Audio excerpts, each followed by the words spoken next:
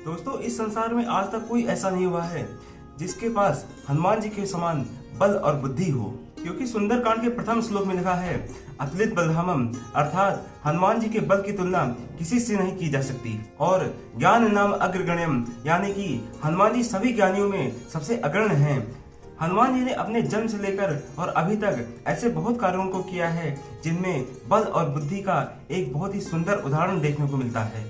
चाहे वो सुरसा राक्षसी वाला प्रसंग हो, जिसमें हनुमान जी ने अपनी बुद्धि से सुरसा राक्षसी को संतुष्ट किया था और सुरसा ने हनुमान जी को आशीर्वाद दिया था कि आपके सारे कार्य सफल होंगे। और जब अशोक वाटिका में माता सीता को दुखी देखा, तब राम कथा सुनाकर माता सीता जी का दुख दूर किया। चाहे मेघनाथ द्वारा छोड़े गए ब्रह्मास्त्र का सम्मान करना हो, या फिर रावण की सभा में रावण से बहस करना हो, या लक्ष्मण जी को शक्ति लगने पर संजीवनी बूटी द्रोण पर्वत सहित लाने की बात हो, ऐसे कई कार्यों में हनुमान जी ने समय समय पर अपनी बल और समय समय पर अपनी बुद्धि का उचित प्रयोग किया है। परंतु दोस्तों, हनुमान जी ने 3 ऐसे कार्यों को किया था जिसको करने के बाद खुद हनुमान जी को आभास हुआ कि उनको इन कार्यों को नहीं करना चाहिए था। दोस्तों, आज मैं इन्हीं कार्यों पर चर्चा करूंगा, लेकिन उससे पहले अगर आपने मेरे चैनल को सब्सक्राइब नहीं किया है तो मेरे वीडियो को लाइक और कमेंट करके मेरे चैनल को सब्सक्राइब जरूर कर लेना। जब हनुमान जी छोटा रूप धारण करके अशोक वाटिका में पहली बार माता सीता जी से मिलते हैं, तब सीता जी को संदेह होता है और वो कहती हैं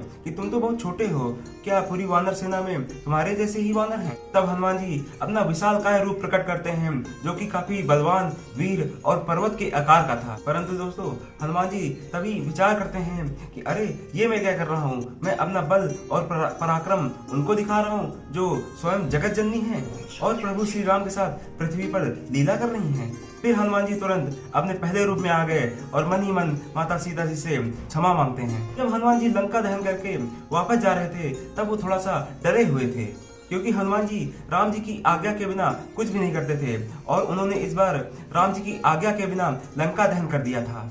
इसीलिए उनको संशय था कि हो सकता है रामचंद्र जी उनके इस कार्य से खुश ना हो। परंतु जब सबको लंका दहन के बारे में पता चला, तब सब लोगों ने हनुमान जी की खूब सराहना किया। लक्ष्मण जी को शक्ति लगने पर जब हनुमान जी पर्वत सहित संजीवनी बूटी ला रहे थे, तब उनको 1 सेकंड से भी कम के समय में, यानी मान के चलिए एक क्षण समय के लिए, उनको थोड़ा सा अहंकार हुआ कि मैंने एक पर्वत उठा रखा है। अपने सबसे प्रिय भक्त हनुमान जी के अहंकार को दूर करने के लिए रामचंद्र जी ने भरत को हनुमान जी पर तीर चलाने का आदेश दिया। भरत जी के तीर लगते ही हनुमान जी मूर्छित होकर जमीन पे आ गिरे और वो होश में नहीं आ रहे थे।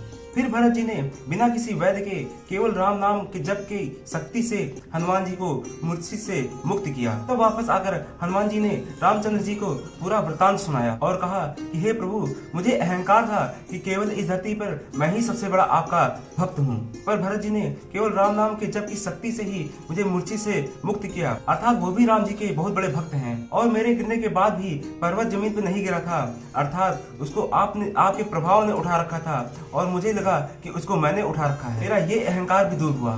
तो दोस्तों, ये 3 कार्य थे जिनको करने के बाद हनुमान जी को भी आभास हुआ कि उनको ये नहीं करना चाहिए था। दोस्तों, अगर किसी को संशय होता है, किसी को डाउट होता है कि मेरे द्वारा दी गई जानकारी मनगढ़ंत कहानियां हैं, तो मैं आपको बता दूं कि हरि अनंत, हरि कथा अनंता। राम कथा की रचना केवल गोस्वामी तुलसीदास जी ने और महर्षि वाल्मीकि जी ने ही नहीं किया है।